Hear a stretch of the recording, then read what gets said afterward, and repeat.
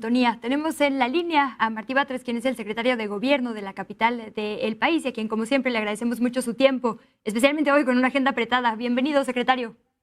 Muchas gracias, Luisa. En efecto, aquí tenemos mucho trabajo todos los días. Bueno, Pero me da estoy gusto a escucharlo. la orden contigo, que es una reportera muy profesional, por cierto. Pues muchas gracias. Justo lo buscamos, secretario, para tener equilibrio con las declaraciones que ya han escalado muchísimo, diría yo, comparando incluso con el halconazo del 71, lo que sucedió ayer en el Congreso. Nos decía Mauricio Tabe, el alcalde electo en Miguel Hidalgo, hace unos instantes, que la única prueba que tienen ellos de que la orden de los policías de no dejarles pasar y de, en sus palabras, represión, fue que él escuchó que un policía dijo eso. ¿Nos ayudas a entender cómo funciona la autorización de un cerco policial en el Congreso y, digamos, cuál es la visión que tienen ustedes desde la autoridad sobre esta acusación que se está haciendo? ¿Me preguntas a mí? Sí, claro.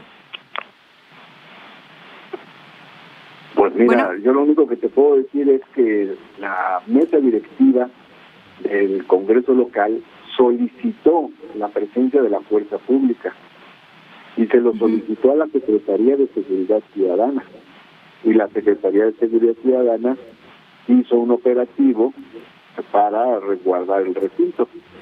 Esto forma parte, pues, de las facultades de cada quien. En efecto, dentro de las atribuciones de quien preside el órgano legislativo, este órgano legislativo y cualquier otro, está el resguardo del recinto y de la integridad de las legisladoras y legisladores. Entonces, bueno, pues la presidenta de la mesa directiva, de acuerdo a sus atribuciones, pidió la presencia de la fuerza pública para resguardar el inmueble, y le respondió la Secretaría de Seguridad Ciudadana. Esa es toda la mecánica que hay en el tema del resguardo de un inmueble.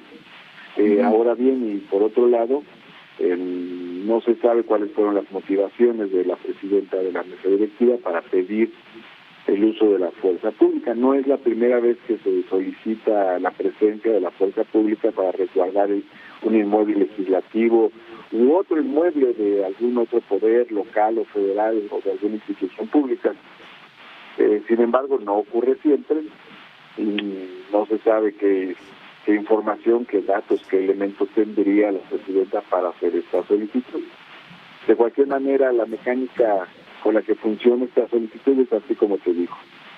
Claro. No, bueno, el órgano legislativo hace la solicitud directamente a la Secretaría de Seguridad Ciudadana, y la Secretaría de Seguridad Ciudadana responde con la instalación del operativo correspondiente. Sí, no, yo iba a decir, justo lo platicamos hace un segundo también con Mauricio Tabe, quien también fue diputado local. Yo, cubriendo eso, me encontré con muchísimas veces cercos policiales y la verdad es que uno no pasa sin la credencial o una cita, ¿no? Pero bueno, dicen que iban a dialogar sobre atribuciones que dicen les querían quitar, y nos decía que tiene que ver, por ejemplo, con ciertas cosas de regulación sobre construcciones. La norma 26, que si no me equivoco tiene que ver con la altura permitida. La realidad es que sí hay un tema de corrupción inmobiliaria muy importante en la capital del país, concretamente en ciertas alcaldías que iban el día de ayer o cuya representación está por entrar el día de ayer. ¿Este es un tema que está previsto, secretario, en las conversaciones que usted dice ya tenían pactadas con las alcaldesas y los alcaldes de oposición? Bueno, aquí estuvimos trabajando amplia e intensamente con los coordinadores de los grupos parlamentarios de oposición. Llegamos a un conjunto de acuerdos muy importantes sobre reformas relacionadas con el extraordinario pasado y también con este extraordinario. Los puntos son muy importantes los que se resolvieron. En relación con la norma 26 y la ley de vivienda, son reformas que permiten homologar las unidades de medida, porque había leyes que tenían salarios mínimos, otras las sumas, otras unidades de cuenta, entonces ahora se homologan las unidades de medida. Por otro lado, se facilita la construcción de vivienda sustentable, y también por otra parte se facilita, esto es muy importante, la construcción de vivienda de interés social, la construcción de vivienda para familias de escasos recursos. Esto es lo más importante. No se autorizan nuevos niveles, no hay nada que permita que adicionalmente a las normas ya existentes se agreguen otras para facilitar nuevos niveles en las construcciones.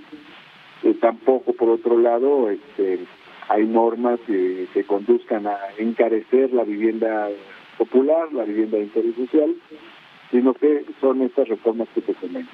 Hay reformas también para, este fue un punto de debate muy importante, uniformar a las patrullas en toda la Ciudad de México, incluyendo las patrullas de las alcaldías.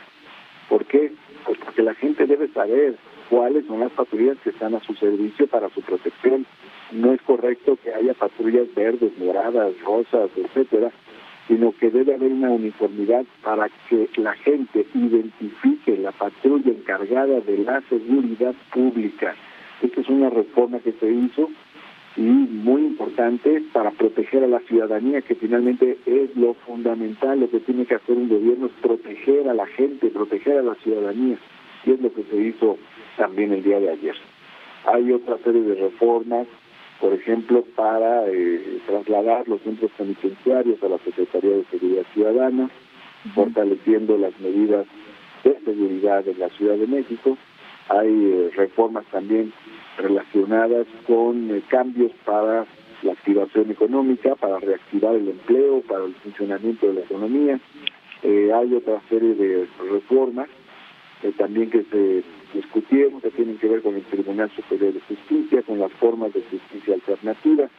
Es decir, todas y cada una de las reformas que se discutieron el día de ayer en el extraordinario, pues fueron por el bien de la ciudadanía. Y las venimos consensando desde semanas pasadas. Lo que se aprobó ayer es lo que procesamos en días y semanas pasadas. Pues será muy importante de clarificar esto. Secretario de Gobierno, te agradecemos como siempre mucho la presencia en este espacio. Decir evidentemente que la violencia es condenable siempre. La condenaste tú el día de ayer, la condenamos en este espacio. Pero bueno, importante entender justo cómo funcionan estos procesos, qué era el meollo de la discusión y no irnos únicamente con pues lo que busca desviar la atención, ¿no? Sí, eso es muy importante, eso que dices, y además lo que dijo la jefa de gobierno hace un momento en la conferencia de prensa me parece fundamental. Hay que dejar atrás la politiquería y hay que trabajar. Los servidores públicos tenemos la responsabilidad de resolver problemas. Eso es lo que tenemos que hacer, a trabajar cada quien en su encargo, velar por los intereses de la gente, de la ciudadanía, por su seguridad, por su bienestar social, por su protección. Esos son los temas. Y en eso estamos en el gobierno de la Ciudad de México. Aquí hay mucho trabajo todo el tiempo y tomamos medidas siempre para proteger a la gente, especialmente la gente de más bajos recursos, pero en general a toda la ciudadanía. Y hemos tenido resultados muy buenos en todos los órdenes. En movilidad, en seguridad, en medio ambiente, en fin, en todas las materias, en bienestar. Muchísimas gracias por tomarnos la llamada. Martí Batres, muy buena tarde. Muy buena tarde, gracias Luisa, un abrazo, saludos al auditorio. Muchísimas gracias al secretario de Gobierno.